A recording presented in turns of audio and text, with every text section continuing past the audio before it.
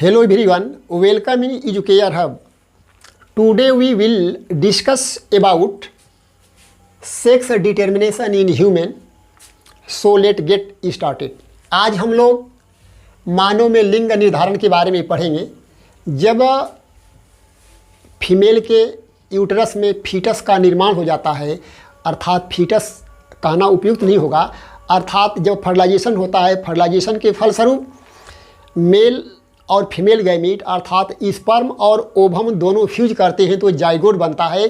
और जब जाइगोट बनता है उसी समय क्या है, यह निर्धारण हो जाता है, यह डिटर्मिनेशन हो जाता है कि जो इम्ब्रियो में शिशु पल रहा है, अर्थात जो गर्भाशय में शिशु पल रहा है वह बालक होगा या बालिका, अर्थात उसी समय उसका क्या होता है, वह निर्धारण क्या होता है, फिक्स हो जाता है।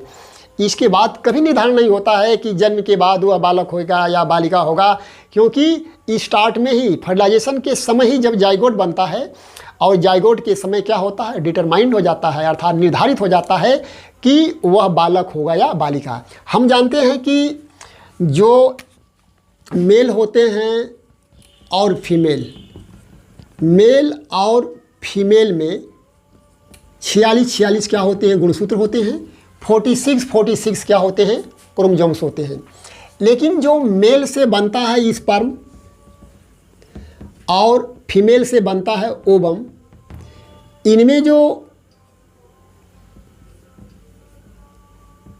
स्पर्म होता है और इसमें जो ओवम होते हैं, इसमें मात्र 23 और 23 ही क्या होता है, क्रोमोसोम्स होते हैं। 23 और 23 ही क्रोमोसोम्स होते हैं, अर्थात ये कह सकते हैं कि यह हो सकता है X+22 या Y+22, और इसमें होगा X+22 और X+22। अर्थात ये हम कह सकते हैं कि जो 46 गुणसूत्र होते हैं, उस 46 गुणसूत्र में क्या होता है कि जो 22 पेयर होते हैं, जो 22 पेयर होते हैं, 22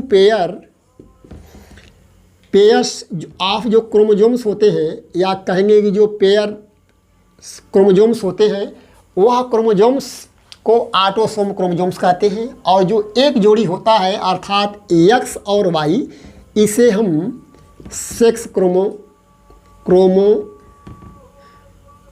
क्रोमोसोम्स के नाम से जानते हैं, अर्थात लिंग गुणसूत्र होता है।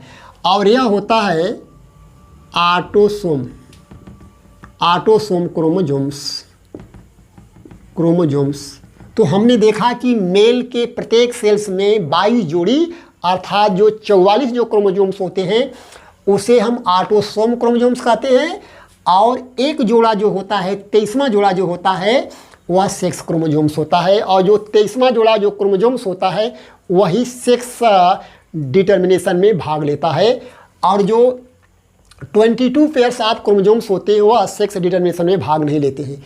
उसी प्रकार हम कह सकते हैं कि जो फीमेल हैं, जो फीमेल में या फीमेल के प्रत्येक सेल्स में क्या होते हैं, 40 होते हैं। इसमें भी जो 22 पेयर है, 22 पेयर्स जो क्रोमोसोम्स होते हैं, जो क्रोमोसोम्स हैं वह ऑटोसोम है, ऑटोसोम क्रोमोसोम्स हैं, ऑटोसोम क्रोमोसोम्स हैं। लेकिन जो 23वां होता है वह X और X, इसे हम सेक्स क्रोमोसोम्स के नाम से जानते हैं। तो हमने देखा कि दोनों में, मेल और फीमेल में 22 पेयर्स क्या होते हैं, ऑटोसोम्स होते हैं। मेल में 22 जोड़ी मीन्स 44 जो होता है ऑटोसोम होता है, और फीमेल में भी जो क्या होता है 44 जो होते हैं क्रोमोसोम्स वह ऑटोसोम होते हैं। माने दोनों में ऑटोसोम है, ऑटोसोम क्रोमोसोम्स होते हैं। इसमें जो 23वां जोड़ा होता है XY, और इसमें 23वां जोड़ा X जो X होता है, ये दोनों क्या होते हैं, सेक्स क्रोमोसोम्स होते हैं। अर्थात दोनों में जो 23वां जोड़ा होता है सेक्स क्रोमोसोम्स कहते हैं। मेल में XY और फीमेल में XX होते हैं। यही सेक्स डिटर्मिनेशन में भाग लेते हैं कि बालक होगा कि बालिका। जैसे हम ये देखेंगे कि यदि मेल है या देखेंगे कि यदि मेल या पुरुष है और या फीमेल है, तो हम ये जानते हैं कि जो मेल हैं, मेल में क्या हो 23वां जोड़ा क्या है, यदि x और 22 है 23 है। यदि इस पर में x क्रोमोसोम्स और 22 जो हैं वह क्या है ऑटोसोम्स है, और फीमेल में भी क्या है 23वां में क्या है x है और 22 है। तो मेल का x और फीमेल का यदि x है अर्थात यह स्पर्म है और यह ओवम है। तो मेल के स्पर्म में 23 गुणसूत्र होते हैं और फीमेल के ओवम में 23 गुणसूत्र होते हैं। जो 22 होते हैं ऑटोसोम्स होते हैं और जो 1 है वह सेक्स है। इसी प्रकार मेल में भी 22 जो होता है वह ऑटोसोम है और ये x जो है सेक्स है, केवल x से ही भाग ले रहा है। तो हम कह सकते हैं कि जब फर्टिलाइजेशन होगा अर्थात तो फर्टिलाइजेशन के दौरान स्पर्म और ओवम क्या होते हैं, दोनों मिलते हैं, अर्थात दोनों क्या होते हैं मिलेंगे, तो बनेगा x प्लस 44 अर्थात 22 44 और x ये 46 होगा। अर्थात जो बालिका होगी अर्थात एक गर्ल होगी। तो मैंने क्या देखा या हम लोगों ने क्या देखा कि जब मेल का x और फीमेल का x जब मिलते हैं अर्थात ओवम और स्पर्म मिलते हैं और स्पर्म में x सेक्स क्रोमोसोम्स है और फीमेल में x क्रोमोसोम्स जो है सेक्स क्रोमोसोम्स है। यदि दोनों का x क्रोमोसोम्स आपस में मिलते हैं तो वह बालिका होगी। लेकिन ये देखा जाए यदि मेल के स्पर्म में क्या है y क्रोमोसोम्स है, यदि मेल के स्पर्म में y क्रोमोसोम्स है और फीमेल में जो 23वां जो होता है वह क्या होता है ओवम में x ही होता है। यदि इनमें क्रॉस होता है फर्टिलाइजेशन होता है, फर्टिलाइजेशन माने fusion of sperm and ovum known as fertilisation, in this cases x chromosomes of female meet with the y chromosomes of male अर्थात XY प्लस 44 22 44 और x अर्थात y और x मिलकर XY होता अर्थात वह क्या होगा बॉय होगा। तो हमने यह देखा या एक और इसका एक सिस्टम है, उस सिस्टम से हम ये जानेंगे सबसे आसान तरीका है कि यदि यह मेल है और यह क्या है फीमेल है, इसका जो 23वां जोड़ा होता है वह x और y होता है और इसका जो 23वां जोड़ा होता है वह x और x होता है। ये स्पर्म है, ये गैमीट है। यदि मेल का x और फीमेल के x से क्रॉस करता है, एक फार्मूला है, उस फार्मूले के अनुसार जान लीजिए 13 जैसे है 13 23 और 14 और 24, इस फार्मूला के अनुसार कभी आप भूलेंगे नहीं। इसको 1 मान लिया जाए, इसको 2 मान लिया जाए, इसको 3 मान लिया जाए, इसको 4 मान लिया जाए। तो मेल लिखिए, मेल में क्या है XY और फीमेल में क्या है XX क्रोमोसोम्स, ये 23वां जोड़ी होता है, ये भी 23वां क्या होता है पेयर है। तो ये 13 1 3 13 अर्थात मेल का 1 और फीमेल का क्या होता है 3 13 अर्थात x और x 1 और 3 माने 13, तो हो जाएगा x और x अर्थात यह गर्ल होगी, यह बालिका होगी। दूसरा देखिए क्या है 23 अर्थात ये 2 होगा और 3 होगा अर्थात ए होगा माने x और y, ए बॉय होगा।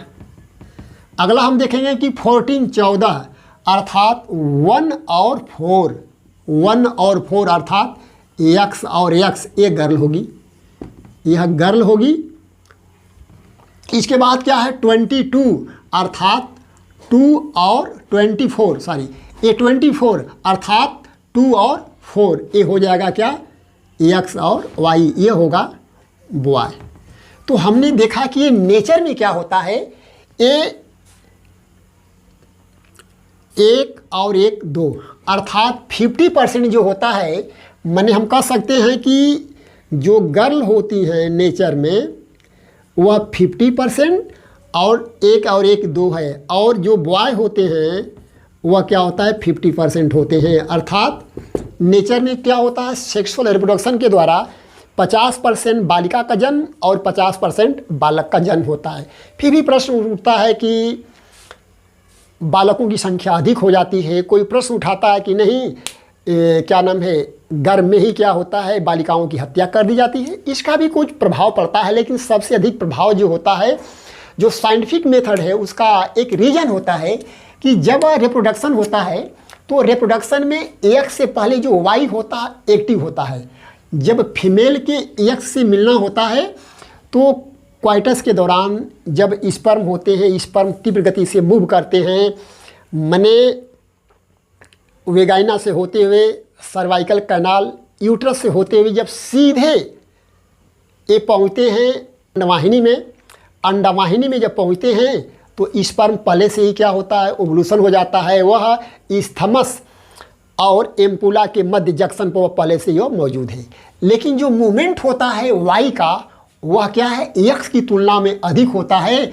और ये क्या होता है कि एक्स से पहले वाई क्या होता है, मूव करती है, और उसमें का जो क्रोमोसोम्स होते हैं पहले ही क्या होता है, उस ओवम के सेल मेम्ब्रेन को पेंटेट करके अंदर घुस जाते हैं और दोनों न्यूक्लियस का क्या होता है, फ्यूजन हो जाता है। इसलिए क्या होता है, वहाँ पर ये देखते हैं कि वहाँ वाई क्रोमोसोम्स और फीमेल का एक्स क्रोमोसोम्स फ्यूज कर जाते हैं, इसलिए क्या होता है, बालक हो जाते हैं। इसलिए बालकों की संख्या ज़्यादा होता है, क्योंकि the movement of X chromosomes is more active than X. तो इस प्रकार देखेंगे कि यदि मेल का एक्स है और फीमेल का एक्स है तो बालिका होगी, और यदि मेल का वाई क्रोमोसोम्स और फीमेल का एक्स क्रोमोसोम्स मिलता है तो क्या होगा, वह बालक होते हैं। ये प्रश्न उठता है कि वास्तव में बालक और बालिका के लिए जिम्मेवार कौन है। तो इसके लिए जो जिम्मेवार होता है वह फीमेल नहीं है, वह मेल है। मेल ही निर्धारित करता है कि बालक हो गया बालिका। क्यों? क्योंकि यदि मेल का एक्स और फीमेल का एक्स मिलेगा तो बालिका होगी। यदि मेल का क्या होता है, वाई, और फीमेल का एक्स यदि मिलता है तो बॉय होगा।